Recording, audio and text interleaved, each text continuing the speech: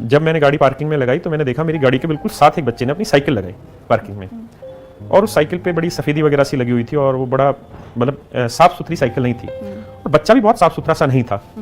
तो मैंने उसको रोका सुबह सुबह और मैंने उस बच्चे से पूछा कि भाई ये सफ़ेदी वाली साइकिल कैसे लेके आया बच्चे यहाँ पे। तो उसने कहा कि सर मेरे पेरेंट्स दोनों ही गुजर चुके हैं और मैं हूँ और मेरा छोटा भाई है, मैं उसको दिल्ली लेके आया हुआ हूँ, छोटे भाई को, उसको मैं स्कूल में पढ़ा रहा हूँ अभी, और सर मेरी हालत ऐसी है कि मुझे 1 रुपए की भी मदद कहीं से मिलने की ना तो संभावना है, ना मिली है, ना कोई संभावना है।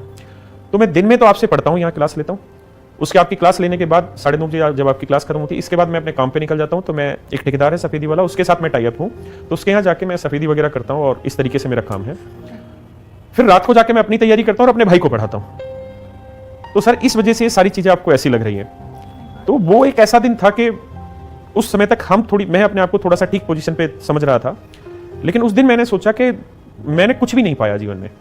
अगर ये बच्चे इतने स्ट्रगल से आज इस मुकाम पे हैं कि तैयारी करने की सोच रहे हैं, वरना बहुत सारे लोग इन कमियों की वजह से गलत रास्ते भी अपना लेते हैं, अपने जीवन को एक गलत दिशा में लेके चले जाते हैं।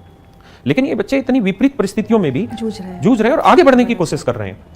और वो फीस कैसे दे रहा होगा मैम? आप देखिए कि वो एक फीस देना, और फीस देने के साथ साथ वो बच्चा सुबह पढ़ने लग रहा है और फिर उसका काम कर रहा है और शाम को अपने भाई को भी पढ़ा रहा है और अपनी भी तैयारी कर रहा है और सुबह फिर अगले दिन क्लास में लेने आ रहा है। मतलब इतना स्ट्रगलिंग जीवन है उसका। अगर उसके साथ कल को कोई भी बात होती है तो उसको संभालने वाला कोई नहीं है। तब मुझे इस बात का एहसास हुआ कि मतलब बहुत कमी रह गई हमें कहीं ना कहीं ऐसे बच्चों को हाथ थामना पड़ेगा और बहुत अच्छे से इन बच्चों के साथ लगना पड़ेगा।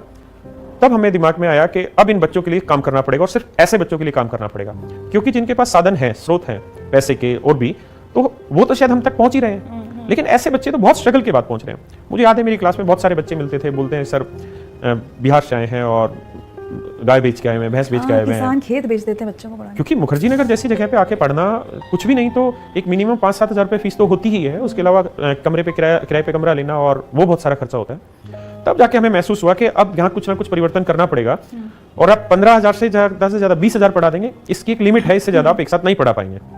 फिर हमने ऑल ओवर इंडिया फ्रेंचाइजी डाली, लेकिन फिर भी हमें एक चीज़ हमेशा कचोटती रही कि वो जो गरीब बच्चा है, जो दिल्ली या किसी और ऐसे शहर में मेट्रोपॉलिटन सिटी में आने की इसकी हिम्मत ही नहीं है, वो बेचारा गांव में ही बैठा हुआ है, जिसके बस की आज के समय में आर्थिक रूप से आना ही नहीं है। एक दिन क्या हुआ, रात को करीबन 10 बजे एक बच्चे का फ़ोन आया मेरे पास और उसने कहा कि सर मेरा सिलेक्शन हो गया। मैंने कहा किस पोस्ट पे सिलेक्शन हुआ? तो उसने कहा सर इनकम टैक्स इंस्पेक्टर। तो मैंने कहा बच्चे एक बार फोटो भेज, कौन है, मैं पहचान नहीं पाया। उसने फोटो भेजी मैम, वो वही बच्चा था जो सफेदी करने वाला था। वो आज भारत सरकार में इनकम टैक्स इंस्पेक्टर है और आज वो गुजरात में पोस्टेड है। आप क्या विश्वास कर सकते हैं कि इतना स्ट्रगल करने वाला